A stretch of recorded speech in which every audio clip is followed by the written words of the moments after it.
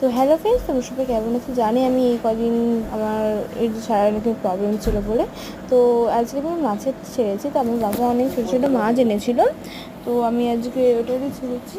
তো কী সুন্দর দেখো মাছগুলো, অনেক আমার ভালো লেগেছে। সেই ছোট্ট ছোটো তোমাদেরকে তো দেখালাম কত সুন্দর সুন্দর করে, কত সুন্দর লাগছে।